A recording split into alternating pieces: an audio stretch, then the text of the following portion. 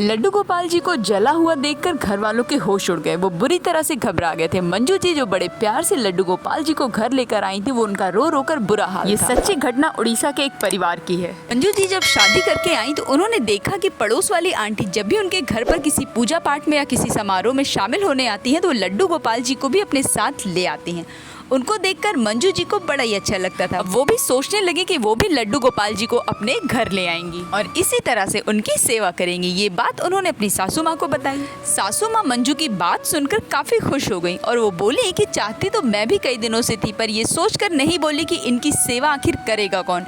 मंजू जी बोली, मैं पूरी सेवा कर लूंगी माँ जी, बस हम अब चलते हैं और लड्डू गोपाल जी को लेकर आते हैं। फिर बड़े ही धूमधाम से इस परिवार ने लड्डू गोपाल जी को अपने घर लेकर आए। लड्डू गोपाल जी के घर में आने के बाद घर में रौनक काफी बढ़ गई थी, जैसे मानो लग रहा हो कि घर में एक छोटा सा बच्चा आ गया हो। घर के सब लोग लड्डू गोपाल जी की सेवा में दिन रात लगे रहते। वो कभी भी लड्डू गोपाल जी को अकेला नहीं छोड़ते थे। जब भी वो कहीं बाहर जाते थे तो अपने साथ लेकर जाते। पर कुछ दिनों बाद मंजू जी के नंद की शादी पड़ गई, जो कि बिहार में रहती थी। शादी में जाने की तैयारियां शुरू हो गई। वैसे तो परिवार जब भी कभी बाहर जाता था तो वो लड्डू गोपाल जी को अपने साथ लेकर जाता था, पर इस बार लड्डू गोपाल जी को वो अपने साथ नहीं ले जाना चाहते थे, क्योंकि शादी में नॉनवेज भी रखा गया और ऐसे में लड्डू गोपाल जी को वहाँ ले जाना उचित नहीं था। उन्होंने सोचा कि फिर पड़ोस वाली आंटी के अपने लड्डू गोपाल को रख देंगे, क्योंकि उन लड्डू गोपाल जी की सेवा की कैसे जाती उन्हें ये अच्छे से पता। पर जब वो उनके घर गई तो उन्हें पता चला कि वो आंटी कहीं गई हुई है। वो बड़े दुखी मन से वहाँ से लौट रही थी, तभी एक और बगल वाली आंटी ने कहा, अरे इसमें परेशान होने वाली कौन सी बात है, आपके लड्डू गोपाल जी की सेवा 2 ही दिन की तो बात है, मैं कर लूंगी। लड्डू गोपाल जी के आने से हमारे घर में भी रौनक बढ़ जाएगी। आप लोग बिल्कुल भी परेशान मत होइए, निश्चिंत होकर शादी में जाइए, मैं लड्डू गोपाल जी की सेवा अच्छे से करूंगी। मंजू जी ने फिर 2 दिनों के लिए लड्डू गोपाल जी को उन आंटी को सौंप दिया और सब लोग शादी का फंक्शन अटेंड करने बिहार चले गए। शादी में सब लोग खूब खुश थे, खूब मजे कर रहे थे। शाम के समय बारात में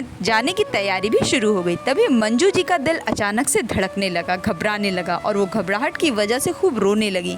उन्हें कुछ अच्छा नहीं लग रहा। तभी वहाँ पर उनकी सास आई और पूछने लगी, अरे तुमसे किसी ने कुछ कहा है कि तुम ऐसे रो क्यों रही हो? मंजू जी ने कहा, नहीं माँ जी, मुझसे किसी ने कुछ भी नहीं कहा, पता नहीं मुझे क्या हो रहा है, मेरा दिल बहुत ही घबरा रहा है। मुझे ऐसा लग रहा है कि मेरे लड्डू गोपाल जी बिल्कुल भी ठीक नहीं है। सास ने कहा कि तू बेकार में परेशान हो रही है, सुबह से तो तूने 2 बार कॉल कर लिया, देखा ना कि लड्डू गोपाल जी तो अच्छे से ही है, उन्होंने बताया है। बहू, ये तेरे मन का भ्रम मात्र है, हमारे लड्डू गोपाल जी को कुछ नहीं हुआ होगा। तू आराम से तैयार हो जाओ, बारात में चलने की तैयारी कर। ऐसे रो रही है, सब समझेंगे कि मैंने कुछ कहा है तुझे। फिर भी मंजू जी का रोना नहीं रुका।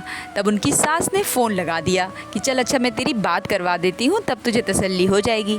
लेकिन फोन लगा नहीं, लेकिन फोन किसी ने उठाया। इधर बारात में भी जाने को देर हो रहा था। मंजू जी की सास ने समझा बुझाकर मंजू जी को शांत किया और बोली, तू अभी तैयार हो जा, बाद में बात कर, अभी शादी का घर है, यहाँ पर ऐसे रोएगी तो लोग गलत ही मतलब निकालेंगे। मंजू जी बारात में चली तो गई, पर उन्हें कुछ भी अच्छा नहीं लग रहा था। वो फेरों के समय भी शामिल नहीं हुई और उनको काफी घबराहट हो रही थी। वो आकर अपनी सास को बोलकर सोने चली गई। वो जैसे ही उनकी आंख लगी, उन्होंने सपना देखा कि उनके लड्डू गोपाल बुरी तरह से जल गए हैं। जलने से उनका शरीर पूरी तरह से काला पड़ गया और वो माँ माँ पुकार रहे हैं। मंजू जी घबराकर उठ जाती हैं और जैसे वो देखती हैं कि ये सपना था तो उनकी सांस में सांस आई। अगले दिन वो वहाँ से निकलने की तैयारी होने लगी।